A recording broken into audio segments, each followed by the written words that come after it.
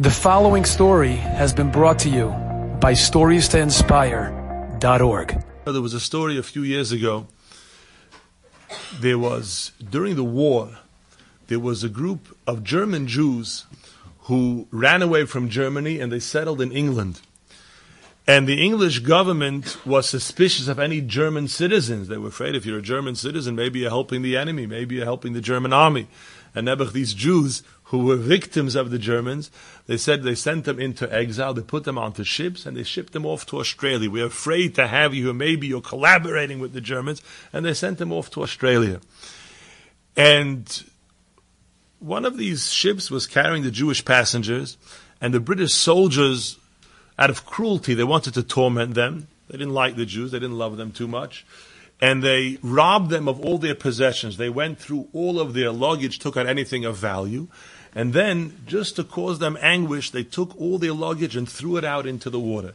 And people, whatever they had left, their little memories, maybe a photo album, maybe a little bit of family heirloom, a zeicher, zichronot, all of it went into the water. The people were so hurt. They had lost everything. And now this final humiliation to shame them. And that's how they arrived in Australia, be'erom u'v'chos with nothing.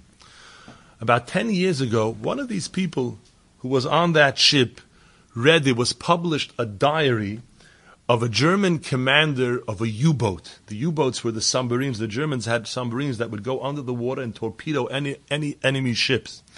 And he wrote how we used to follow the British ships that were traveling across the ocean, and our route was the route to Australia, and any ships that we saw, we would bomb them and torpedo them. A ship came into our sight, and it seemed to be a British ship, and we wanted to attack it. And somehow we shot and we missed exactly what the story was, and we sent out a boat to see who they were.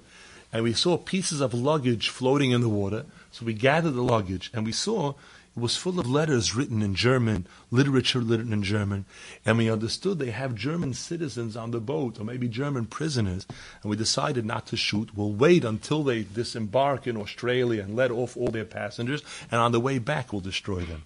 And that's exactly what happened. We let them off, and then when the ship came back, only with the British soldiers, that's when we destroyed the ship.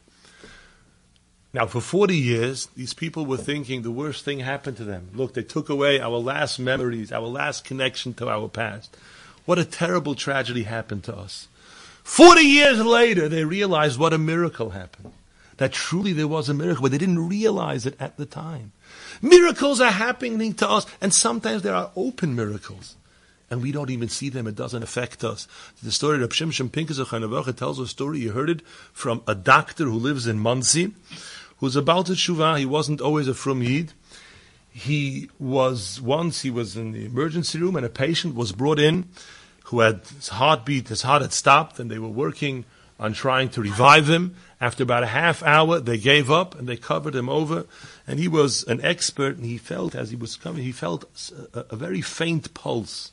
He thought there's some life, and he quickly uncovered the so-called dead person.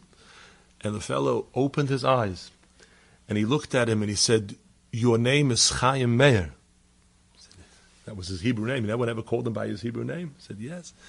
He says, "You should start wearing tefillin, and you should start keeping Shabbat." And with that, the fellow closed his eyes, and was Yitziat Neshama.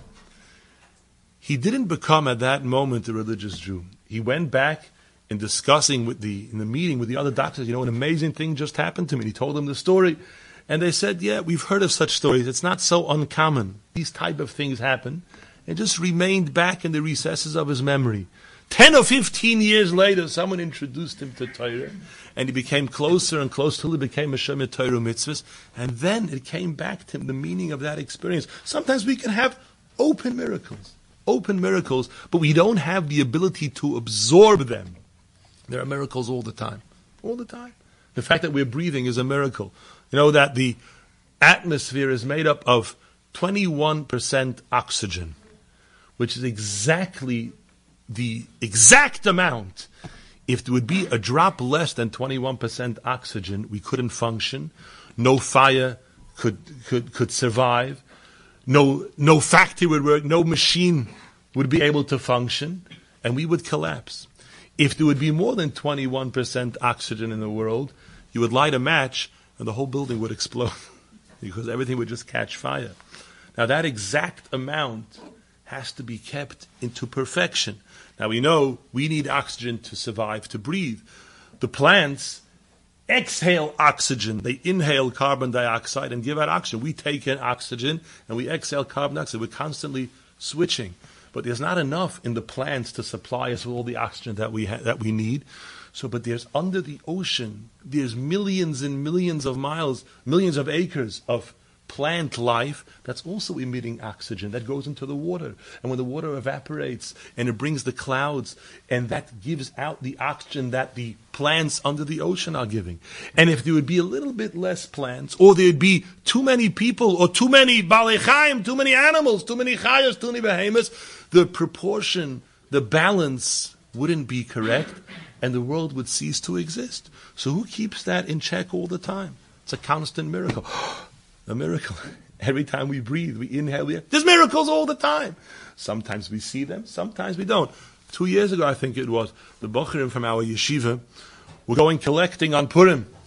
So they go around to the house, ask people to help the yeshiva, and one fellow gave him a check for $100. And the boys weren't so happy. They wanted more. Purim was Labor Day. They wanted more. And he didn't want to give. He said, "No, I'll tell you what, boys. I'll make a deal with you. I have here a lottery ticket. You scratch over the lottery ticket. Either you take the $100 check, or you give it back to me, and we'll scratch over the ticket, and if we win, half goes to me, half goes to the yeshiva. What do you decide?" The boys were in a dilemma. No, $100, $100. Don't want to give. Said, "Okay, a deal." No, he scratched off the lottery ticket, $10,000. Are there miracles? Miracles happen all the time. Nisim happen all the time. They don't affect us. Chanukah is a time she'osa nisim la'avoseinu ba'yomim oheim ba'zman hazeh, that we can feel, we can take into ourselves, and we can recognize and see and change because of the miracles that are happening to us all the time. Why is that? And how do we do that? What is so special about this time that we can absorb, we could be kolet the nisim, and it can have such an effect on us? What Chanukah does is it enhances our vision. A whole year we're living in darkness. You can't see things in the darkness. Chanukah is a yontiv of light, a yontiv of or. When the lights get turned on, we can see things that we otherwise would not see. Enjoyed this story? Come again. Bring a friend. StoriesToInspire.org